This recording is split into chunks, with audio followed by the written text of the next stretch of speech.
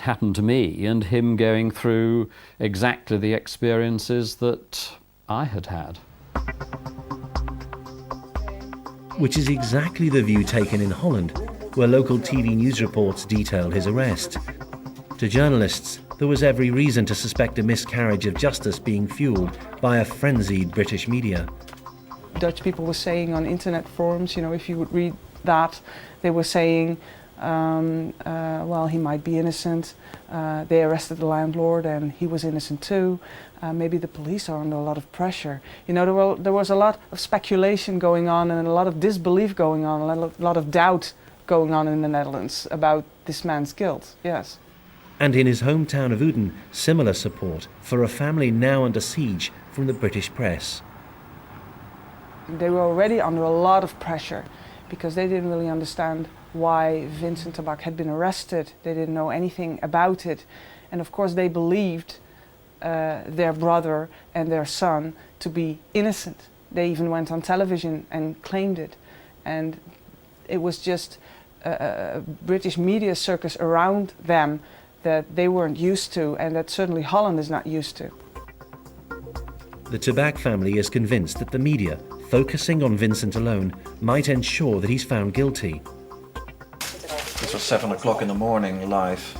They're convinced he's innocent. In Holland, the sort of coverage both Chris Jeffries and Vincent Tabak had endured is not allowed.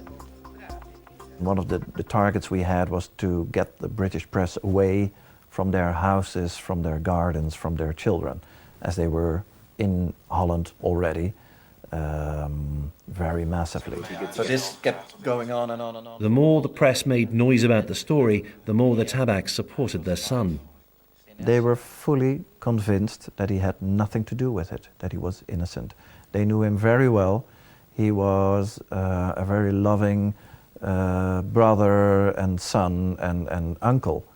And for that reason they were really in distress. I mean, they could not imagine that a guy like him was arrested by the British police for a horrific thing like this.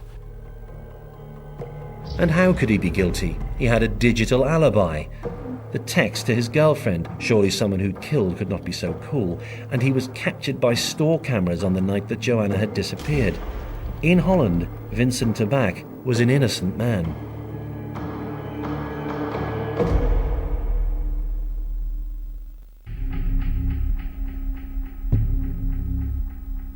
Now in custody, Vincent Tabak is being anything but helpful with police inquiries. When he was in custody, he made no comment. And initially when he was in custody, we had the forensic evidence, the DNA that I spoke about on her body, and the statement that he'd made to the police on the 31st of December. He went no comment, but he gave a written statement, during which he stated that he didn't know Joanna Yeates, didn't know anything about her murder.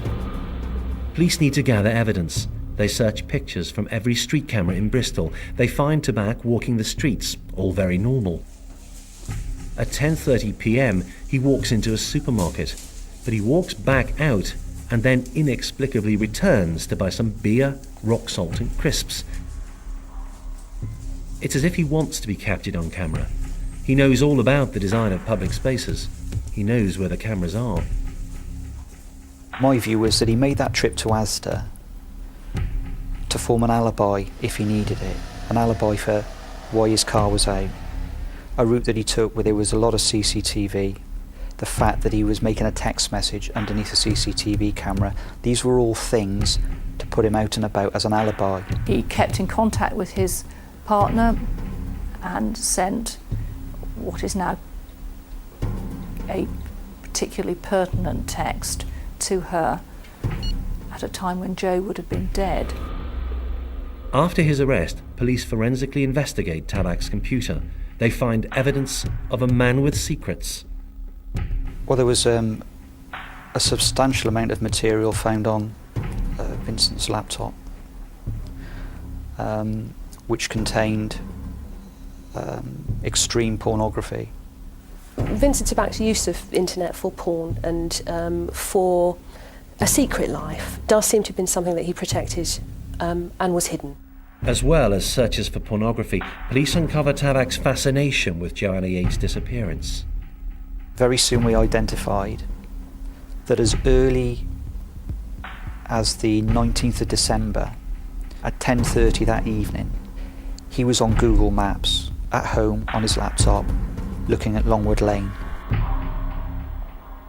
What it showed was that he had an interest in the situation at a time when everybody else, Joe's family, partner and the police, were still treating this as a missing person inquiry.